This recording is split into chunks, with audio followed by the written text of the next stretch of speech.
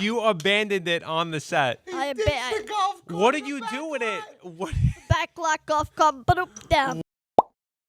Hey, Anthony, where'd you get this podcasting stuff from? It fell off the back of a truck. Mario. What's going on? I'm here breaking bread. Oh, Mario's going to introduce himself. Yeah. Oh, am I? I guess so. Hi, I'm Mario Bosco, and I'm on Breaking Bread podcast with these two mamalukes over here, Sal and Anthony. What's going Thank on? you. I don't think Thank we you. could come up with a better. No. He was the first guest to ever introduce We've us. done how many of these? And I think that's the A best lot one. now. Yeah. That was the best intro, Mario. Someone say that you have a knack for this. Oh, I have a knack for a lot of things. I Right, think Sal? Mario? Mario's a jack of all trades. That's right. See, to know me is to love me, right? But if you don't know me and the way I approach, you'd be like, get out of here, kid. You're annoying. I don't even want anything to do. You're like, you know. Kid. What do you mean, kid? Well, kid is a term of endearance. You understand That's what I'm true. saying? Kid is an term. Like, I'll give you an example. I went to, can I say the story, Sal? Yeah. Okay, so I went to Buffalo, and I text Sal. I go, Sal, can you pick me up at the airport? Now, he's just like AFL before they're going to a big breakfast meeting with everybody, and he's like, he comes and picks me up at the airport. We go. Sal, who's in your car, Sal? What do you mean? He goes, well, I got my phone. Okay, but who are you with? Oh, well, you don't want to ride with the guys? I think I rode with, because the grown-up, let's take it back. The Uncle Louie Variety Show. Yeah. Lou and Carlo were Yeah. there. And I was Carlo Russo, Lou Greco. Yes, and I was in the riding to where we were going. I don't know where we were going. I rode with them. To Cleveland. Yeah, I wanted to ride with you, but somehow I got stuck with them because they wanted to film a lot of Don't worry. clips. Somehow I got stuck with you, too. Yeah, he did. Always Sal first. So I called a Sal like about maybe a couple hours. We were blocking rehearsing. We were sound checking. And I go to Sal and I go, Sal, can you take me to T-Mobile? Oh. You know what? Wait, what do you It's mean better I tell T-Mobile? the story. Because you tell the story it's like, hey, Sal, if I come to Buffalo, will you pick me up from the airport? You have to do his impression.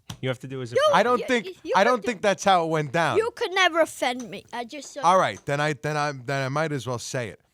I'm about 20 minutes from going on stage at the Riviera Theater in North Tonawanda, Buffalo, and me.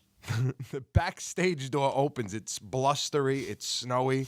I think there was a snowstorm that day, and somehow Mario managed to get a flight out of New York, and basically shows up at the Riviera Theater, and he's like, "Oh, you guys are going to," and Mario knows the promoter, on this particular gig is a friend of ours, Tony Napoli. Yeah. And he knows Lou, and he knows Lou Greco and Carlo Russo, who are also on this tour through this part of the Northeast. He goes from Buffalo to Cleveland with us, opens in Cleveland, and he also plays a little surprise role in the show in Cleveland in the Uncle Louie Variety Show portion. Well, that's what I was of booked the night. for. Yeah. This is Mariucci? This Yeah, is I was yes. booked for that. You were on and I was on it. So then I said they were leaving, Yes. and I said, "Oh, Sal, where are you going?" So he goes, "Yeah, we're with Detroit." I was continuing To west Detroit. of Detroit. Yeah. Detroit. So I love said- this story. Yeah. So I go, he's going to Detroit. I don't have a spot for the weekend. So I go to Tony. I go, Tony. He goes, give me a boy. I says, I need, can I open for me? You asked me. So I excel. So I had already excelled before I asked Tony. Yes. So Sal's like, what do you want me to tell you? You're with us anyway. Like, you want to do 5? here. Yeah, whatever. Who cares?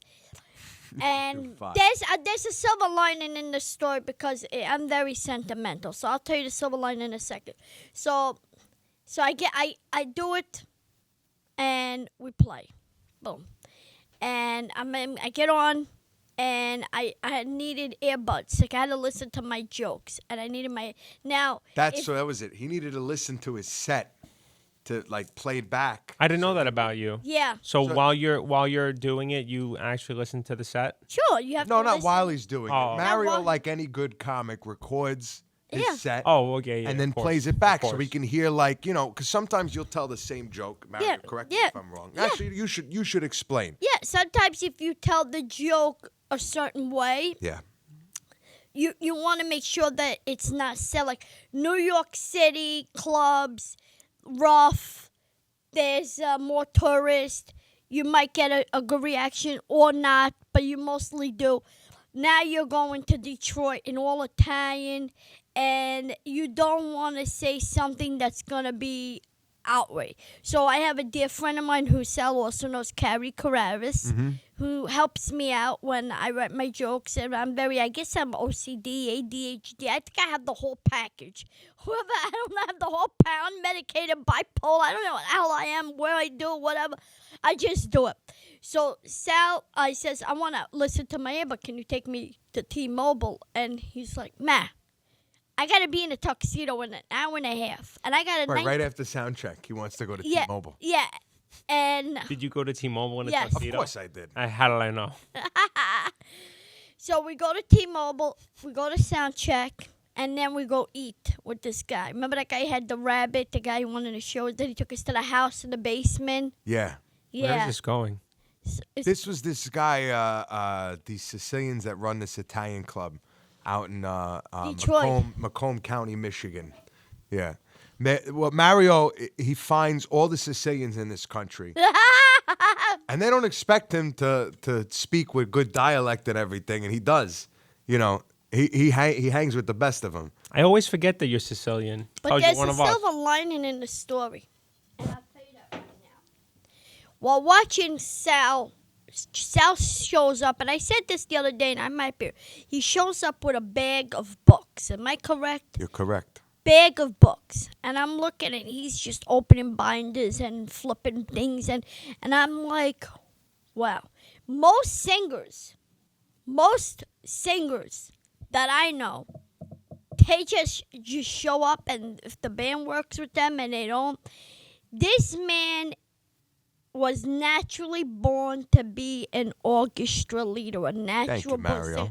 The man shows up with a bag. I'll be honest with you, I'm just too cheap to hire one. I said a satchel, a bag. What Yeah. But it's a bag, and there's all binders, and every binder is labeled. Okay, it's labeled with and everybody, the brass section, the bass side, the drum, everybody has it.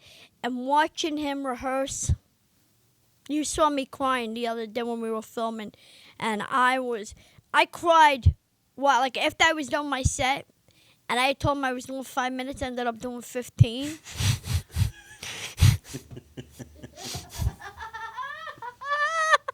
I said, so I'm gonna do 5. That's the greatest laugh I've ever. Again, to know Mario is to love Mario. No, Mario, you are. I don't know what the word is I'm You're looking for. genuinely you. Everybody loves you for you. Put it that way. Everybody loves you because like you are who you are. Like Sal said, to know me is to love me. But if you Yeah. don't, you would hate me. You'd be like, oh, please. If you think about it, right?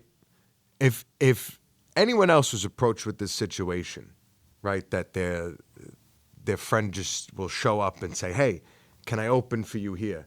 And give him 5 minutes, and he goes on for I don't think it was 15, it was 12 and a half. I knew because I kept looking at my watch. Right around, honestly, and I'll tell you, this is a compliment to Mario. I didn't start looking at my watch until 11 minutes. That's how solid. And they were good. That's pretty solid.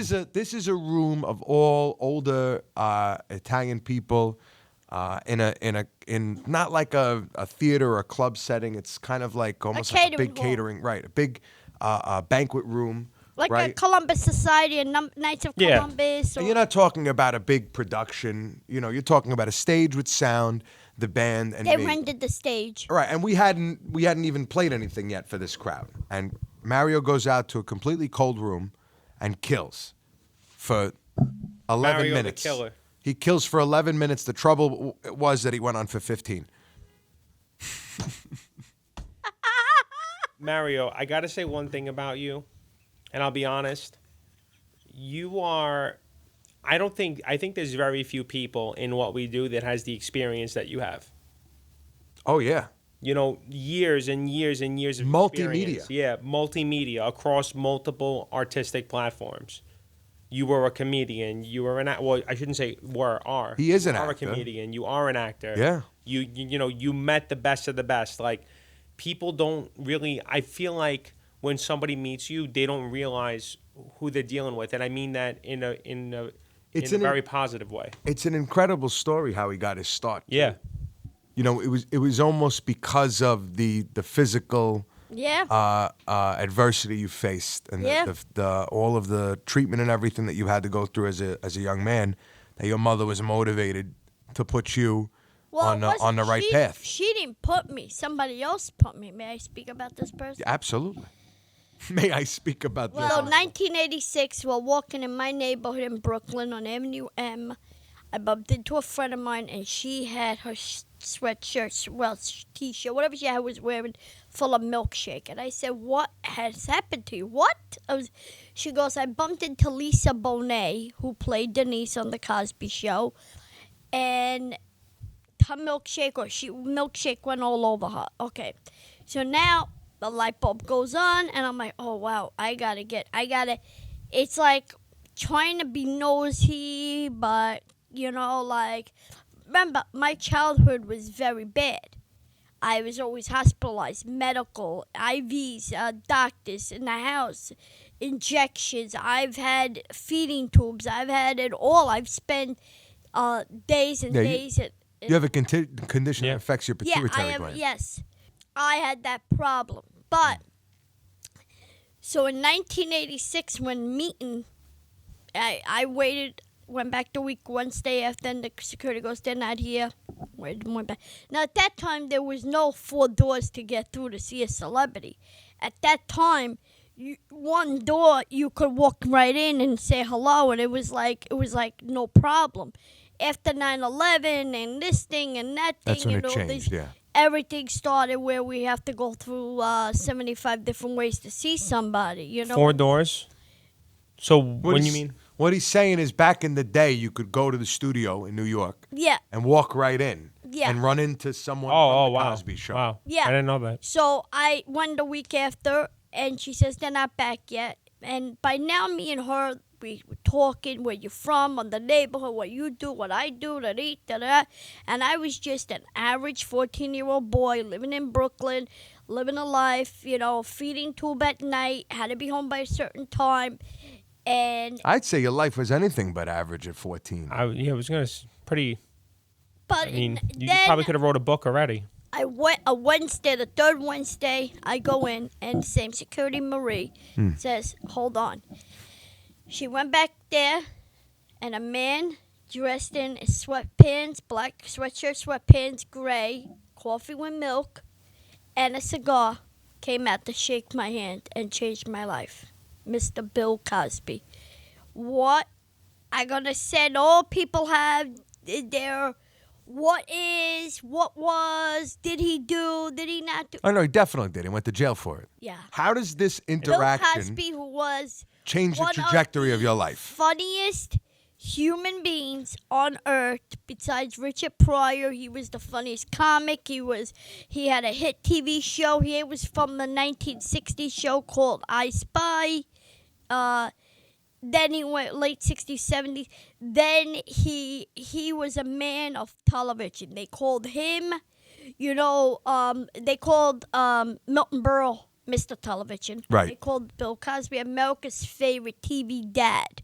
Right. He was America's dad. He was the face of Kodak, Macintosh. He was the Jello pudding. He had every face.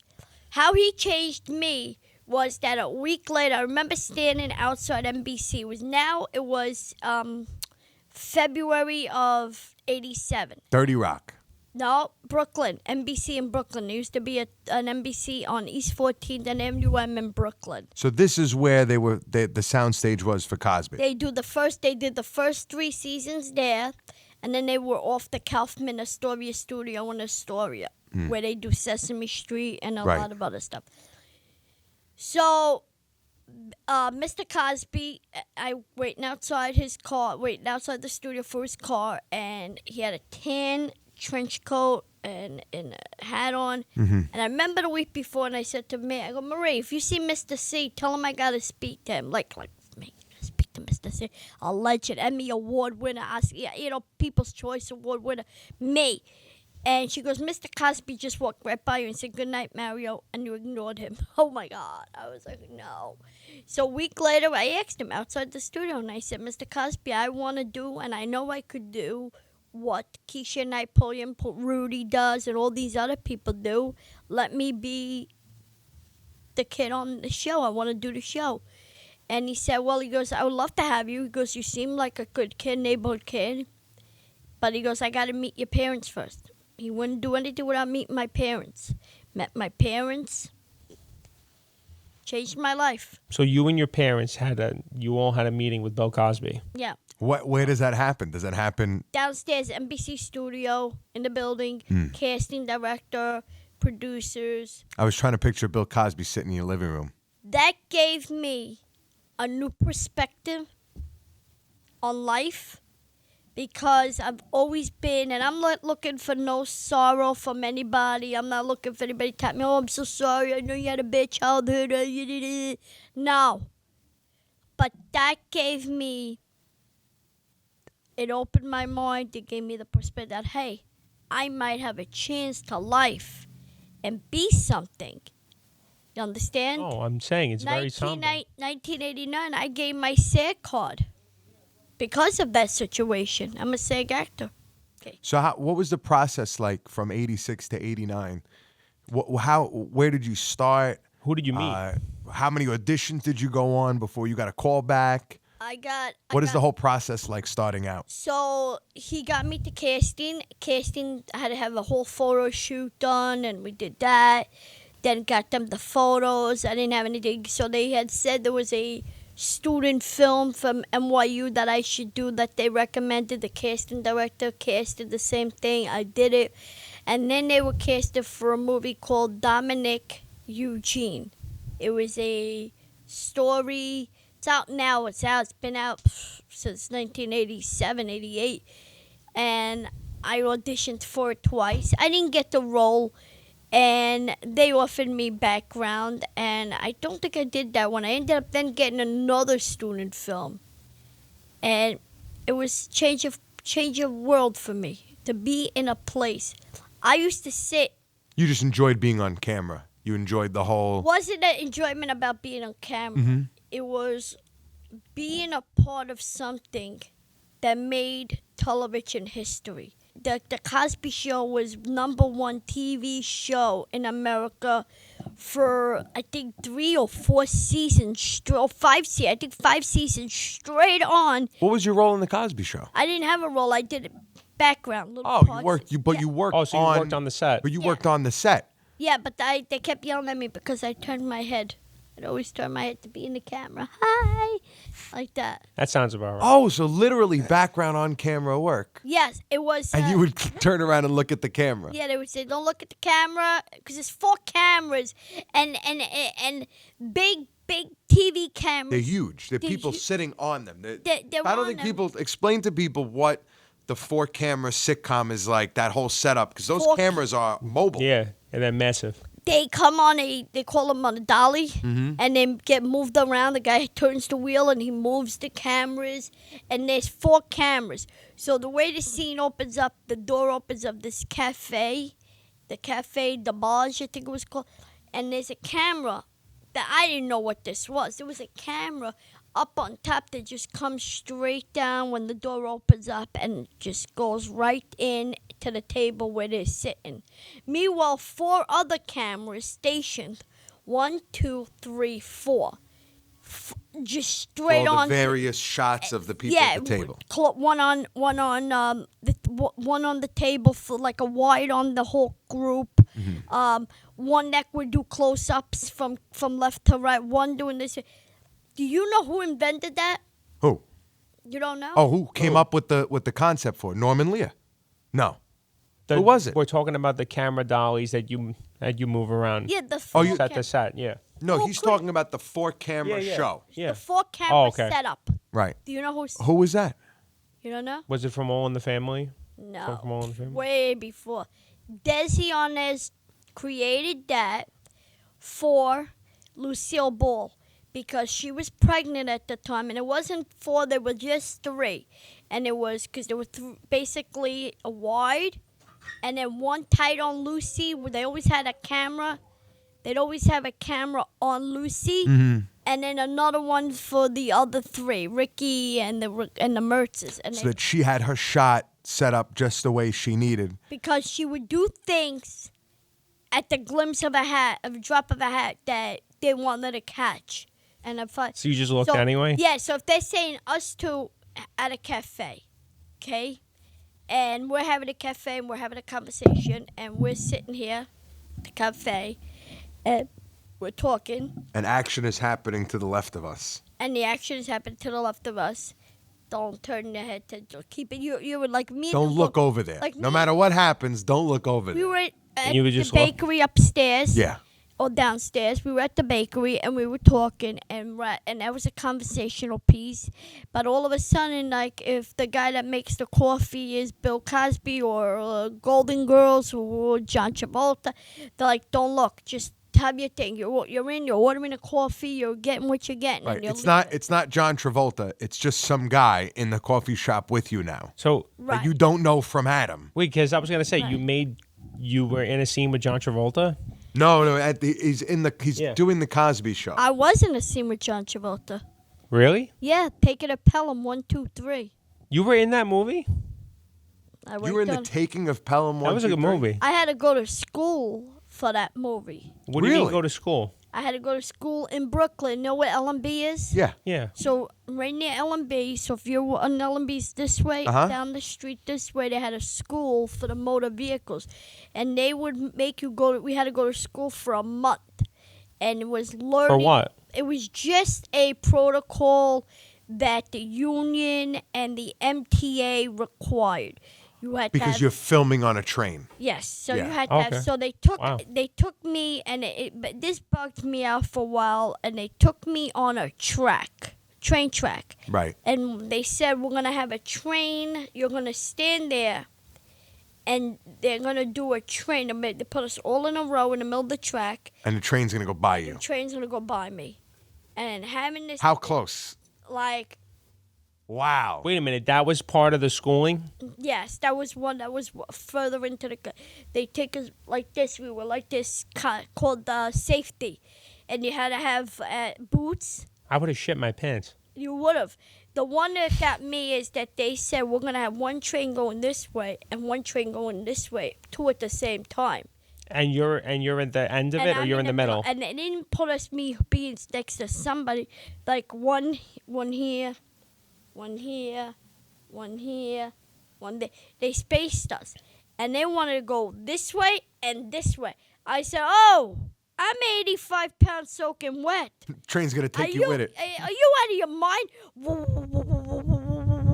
Are you crazy?" So the guy go to class goes, "Ah, you're such a party pooper. Party pooper. God forbid I take a fall and I get electrocuted and I die, or I get caught between the 2 trains. Who's going to tell my family?" How did they not? Yeah, but like, if you make one wrong move, you're dead. So how is that? I think that's gathering. so I think part of the film was that there is a certain amount of the cast that's walking on the tracks, right, in a tunnel. So I guess Yes. they have to know how to. And in order to, the MTA requires you, if you're ever going to be in a position where you're walking on train tracks, that you have this course and that you know where to stand should a train then Yeah, yeah, come should it down ever that happen. tunnel that you're So- standing in. I want to hear about one of the first times that Sal and I started to do the podcast, and we were talking about guests, and we've been wanting to have you on for a while now. I want to hear about the chapter in your book called Starfucker. That is like my favorite. That is my favorite story. Well, I It's my mean, favorite Mario story. you know, something Is Mario it actually called that? it is. And It's called that, Mario? Mario basically got his start in show business being A Starfucker? being a brown noser. He was hanging around NBC because he heard his friend basically bumped into What's her name? Lisa Bonet. Yeah. And he was like, well, if the cast of the Cosby Show is in town and they're in my neighborhood, I'm gonna go down to NBC. Yeah. I'm gonna hang around. He schmoozed the lady at the front desk into letting him hang around and meet Bill Cosby, and it worked. So I think it set a pattern off in Mario's career. Mario's been So on, when you were talking about the light bulb, that was the light bulb. yeah. Mario did NYPD Blue, Yes, I schmoozed my way onto that one. right? Who did you meet there? I met everybody, the whole cast. But I'll tell you something. I did some stuff. I did some. Can we curse on this? Yeah, Yeah. of course. I did some fucked up things in Hollywood. Okay. Where is this going, Mario? So I was on Fox 5. I was on Fox Studio in LA, and I was there, and we were doing it. So I was in NYPD Blue, and during the day when they'd have all the scenes and they weren't ready for me, or I'd be done, I didn't want to go home. It was like Disneyland for me, for movie stars. I bumped into Whoopi Goldberg, but the way I bumped into her was bad because I was doing the golf. I was riding a golf. He's on a tour. And I was taking golf carts all over the Simpsons. But I- you Where weren't is it driving a going? golf cart. You I were was on a dri- tour. No, I was doing NYPD Blue there. So they gave you a golf cart? They didn't give me, Sal. You You should stole one? know this already, Sal. He stole May it. 13th. He hijacked the golf cart. May 3rd or 13th, I'm going to look at it. I will be there and you'll be like, ladies and gentlemen, my opener, Mario Bosco's here, Mama Pit Kit Cuts of any father cut. But no, I was there and they'd have all these golf carts. Yeah. And I'd borrow it. I said, look, I have a little fear in my baggie, and I have to walk a lot, and like, walking is good. No. So they kind of felt kind of bad, and they said, all right, here's the keys. Don't ruin it. So the first one, I ran the battery down. I couldn't get it back to NYPD Blue, and I abandoned it. You abandoned it on the set. I abandoned golf cart. What did you do with it? What? back lock off cart, down. What did you do with it? What did Another you, one. I Who lost. finds it? Yeah. I don't know. Can you Another They one. never said nothing about it. Their golf cart just went missing from set and showed up somewhere So else you on had the to lot. walk anyway. Another one. Did you steal another one? This was Oh, all yeah. the same day. Another one all over time. On a No, he let the day, heat die down for a little bit. I was pumping the bottom of it so hard to get to. I wanted to go faster.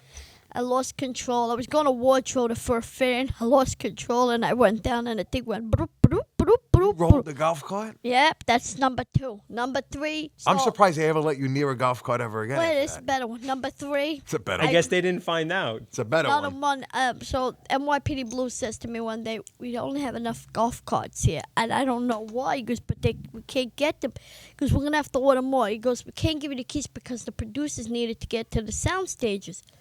So, what am I gonna do here? But the story gets good. So I go to the Simpsons, and I said, hey, somebody getting a beating out there? So I said, hey.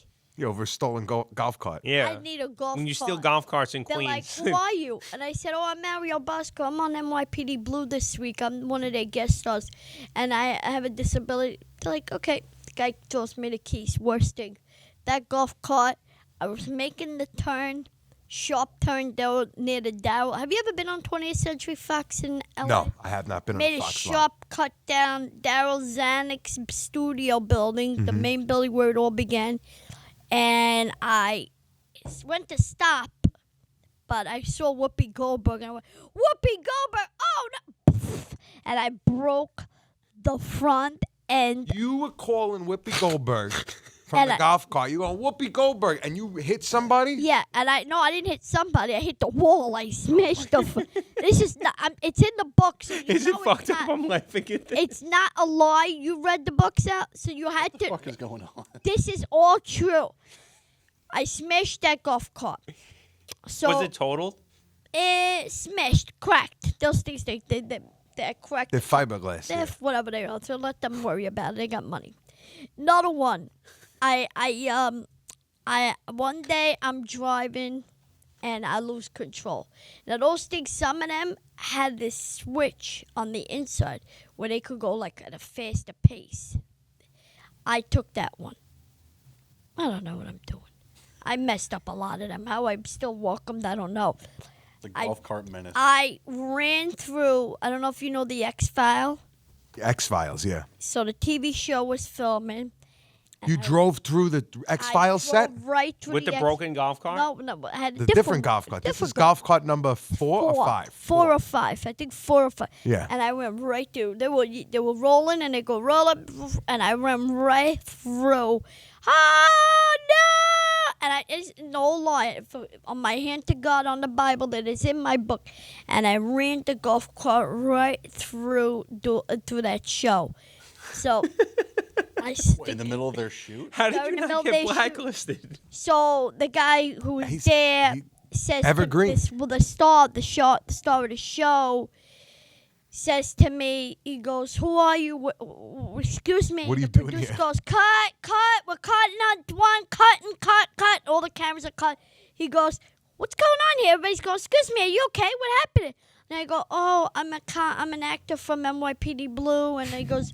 And the guy goes, "Oh, you know Bill Clark?" And I go, "Yeah, Bill Clark. That's who got me out of Bill Clark." He goes, "The detective from Brooklyn?" I go, "Yes."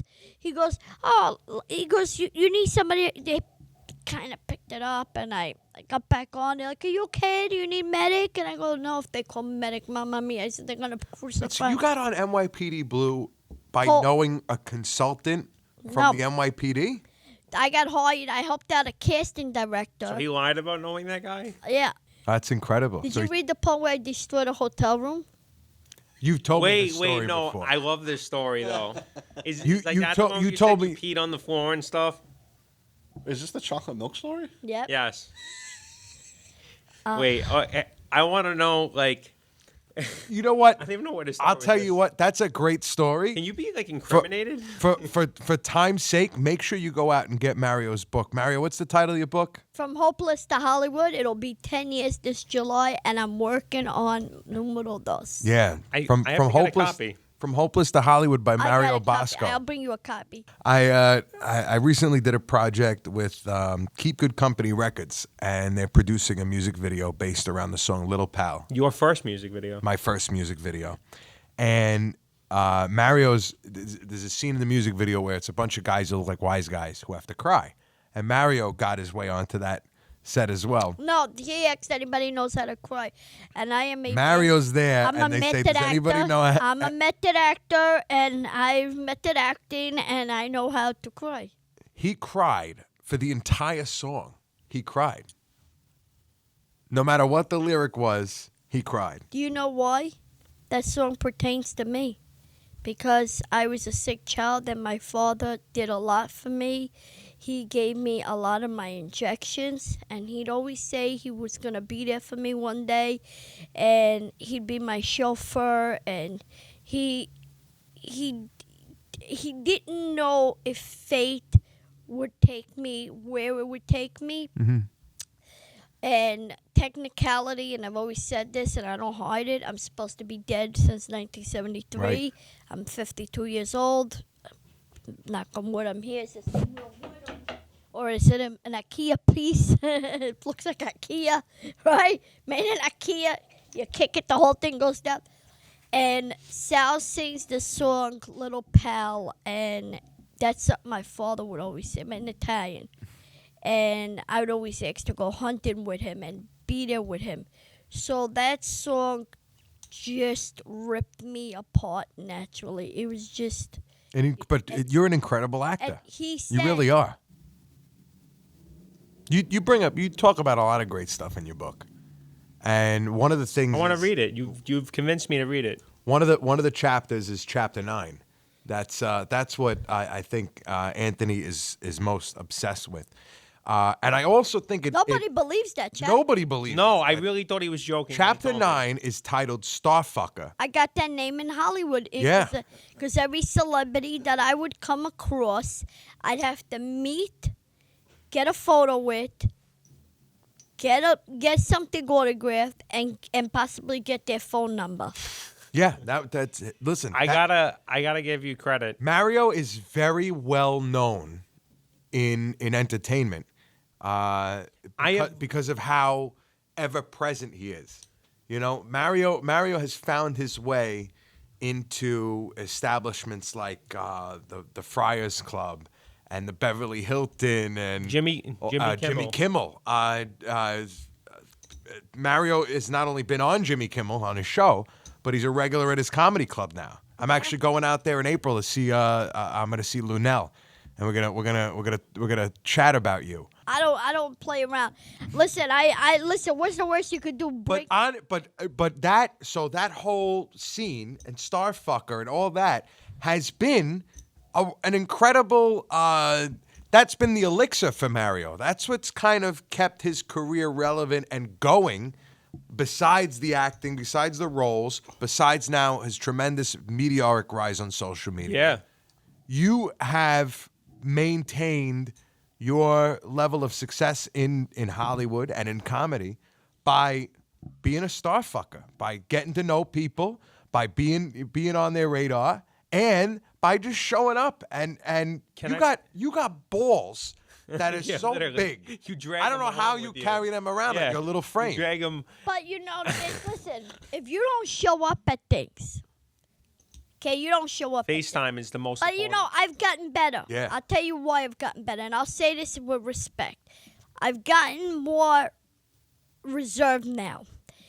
Before, like comedy club, if I hear like you're doing an Italian night and you're having a couple extra Italian comedians, let's say, and I'm definitely gonna say, Sal, can I get on? And then I might just show up to support, but in your mind, you're thinking, oh, this fuck's here now. He was looking for 5 minutes. No, but I mean, in other words, what I'm saying is it's not to your detriment. It's Well, the some chance. people No, it's think not it is. good. Some No, I think people do. it's the chance that you're willing to take to get a set, to get out there, to continue putting yourself out there. Because yes, this might be it's an off night for you, right? You don't have There's a never an off night for you don't have a well, exactly. There's never an off night for you. If Mario is not working, he finds out, where he could spot. Yeah. And he's always honing in his craft. And that's why I think Mario's evergreen. That's why I think his career has and will continue to be. So one thing, Mario, and I gotta admit this. When I first met you, you were telling me about the green room at Jimmy Kimmel, and I was just like, get the fuck out of here. Only because, what are the odds of that? It wasn't anything against you. I'm the type of person, until I get to know someone, I'm like a little That's skeptical. another star fucker situation. No, I know, but the next thing I know, I see a story of Mario in the green room at Jimmy Kimmel. Yeah. Crazy. That's like you would say. Crazy. Some people. Jimmy Kimmel's a good dude, turns out. He's a very good guy. His family, they're good people. He's Italian. They're from Ischia. I know his aunt. I know his mother, his father. Very good people. But his mother and father were married in the church near my house where I was born. They lived like a few blocks away. Then they moved near Kings Plaza, like Avenue N and East 56. Jimmy was baptized in the same church I was, St. Brendan's. His sister, St. Brendan's. His cousin, St. Brendan's. Then Jonathan went to another church in Brooklyn, not far. But then they decided to move To out. Vegas, yeah. They went to Vegas. They went to Arizona, and then they finally landed their they put their stamp on Hollywood, on L.A. And I'm. But Jimmy's looked out for you. Oh, Jimmy's a man. I love Jimmy. I think Jimmy is another one in the category of, he's a good one. But Yeah. when you say, how did that happen? Okay. How did comedy happen? Accidentally. Yeah? Yeah. I mean, you are a funny guy. Accidentally. I never wanted any of this, to be honest with you. And a friend of mine begged me to go take this 1 hour class, and then we'd go eat. Begged. So the class was $400. Said $400, okay, after the 1 hour's over. He goes, if you want to join the class, it starts. Someone's charging $400 an hour? Well, not an hour, $400 for 10 weeks. Oh, I was gonna Okay. say. So, and Jeez. they said if you join today, you save $60 and it's $340. So I said, yeah, I don't know. He goes, how about we take another 60 of them? We'll go to $280. It's like $280, $28 a class. It's worth it, but it's not really what I do. So I go, but also I'm a SAG actor and I get discounts with SAG. She goes, okay, I better take another $60. So now I got her a $220 for 10 weeks. And I love you, Mario. You little hustler, you. Mario's an old school. Is this how you play cards? Mario is an old school Italian, through and through. Let me tell you something. through, like you. Do you feel like becoming better at stand-up has made you a better actor? No, I think that, you never change. You never change your way. You never change. Sinatra had one style of singing a song. I hear a lot of renditions of My Way. Now you sing My Way and you have your way. Right. To me, your way is like Steven Terrell, like that. I love Steven Terrell. He's great. Thank you. It's a tremendous compliment. But you do Sinatra. Sinatra was like cut wood. It was like simple. Yeah. And now the end is near, and so I say. So his thing was very chopped, like very like, and so I face, So His phrasing, yeah. Yeah, his thing is more like Right. strict, like. So you have your style of acting, and you don't feel like one affects the other. You don't feel like the acting, being an actor makes you a better comic, or vice versa. To me, it has opened my mind to rehearsing more, studying more, not being desperate Right. for that being desperate for that moment. You know what I'm saying? Yeah. Not being desperate for that. Being hungry makes you go after things in life. Like if you weren't hungry, you'd be like, you know what? I'm married now. Eventually, I'll have children. I have a house. I did my appearances on television. But you know what? I have a vein here with an IV connected to show business, and it pumps 24/7. I have to be dead exhausted on the couch, not to get up, not to put a bow tie on, put a suit on. I'm not like you, jeans, sweatpants, and go out. Never. No, I have to dress up. Even on the worst snow day, 4 feet of snow, I go in looking like this. That's right. Mario, I've been saying this to you for some time now, but for some reason it's stuck in my head. And I like to say I'm one of those people that that when I have a gut feeling, I'm pretty spot on. I firmly believe that there will be a role for you on Tulsa King. I can see you being on Tulsa King. 100%. I mean, the craziness of that show with like the complexity of the characters. That would be right? amazing. Right? Like, Mario on Tulsa King. I could see it tomorrow. I could see it. You met Stallone? I met Stallone in course you met LA Stallone. while I was getting in trouble at NYPD Blue. I went to the best damn sports show, period. How many shows you just went and- through? It's all in LA. It's all Ortiz filmed on a were lot. all Yeah, on no. lots and all that. So I went there and I met Tom Alden. I met this guy named Brody Stevens. Rest in peace for Brody. He worked as a writer, was on Jimmy Kimmel, and he was a comic, and he killed himself, and he died. And Brody's a good guy, and through that I got on the best damn sports show, period, with Tom Arnold. And one of the guests in one of the episodes was Stallone, but they never filmed the clip. We auditioned, rehearsed it, and when he got there, he didn't want to do it or timing or stuff. And it was me, boxing, me and him. Behind me was John Sally, who used to pick me up like you would pick a bag of garbage. He'd pick me up. What an John analogy. Sally, me with boxing gloves, Stallone with boxing gloves, Tom Arnold behind John Sally, Tom Arnold behind Stallone, and John Sally behind me. And we rehearsed it. A wardrobe came, we did it. And then at lunch, they sent me to the commissary for lunch. And they said, sorry, we cut the clip. And I threw my whole lunch. So you fought Rocky? I was supposed to. Mario, where can people find out where you do stand-up and come see you perform? Mario Bosco Comedy, everywhere. Carmine's and Son, April 24th, Brooklyn, Williamsburg. If you guys want to be a Braggio, get off your ass. Let's go get your tickets. It's going to be sensation. Maybe Sal will come and maybe he'll sing. It doesn't work the other way around, Mario.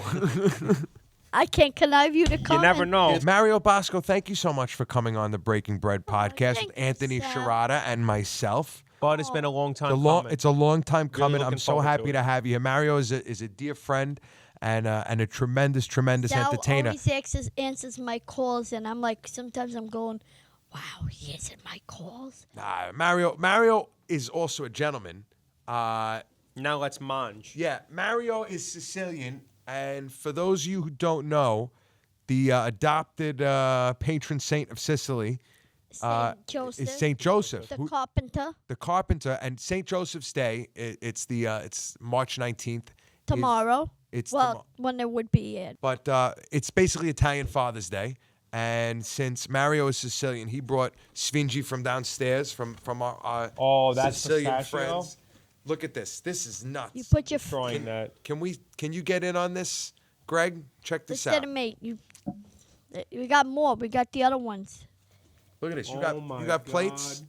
Yeah. We're gonna cut them up, and we're gonna do a little taste test. So make sure you check out the Breaking Bread Live socials and Breaking Mario Bread Bosco. podcast. I'm so excited. I really am.